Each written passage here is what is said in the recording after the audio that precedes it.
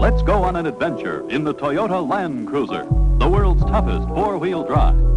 Blood, mud, nothing can stop you in Toyota's Big Six. It's the professional's powerhouse machine that's tough as an amphibian tank.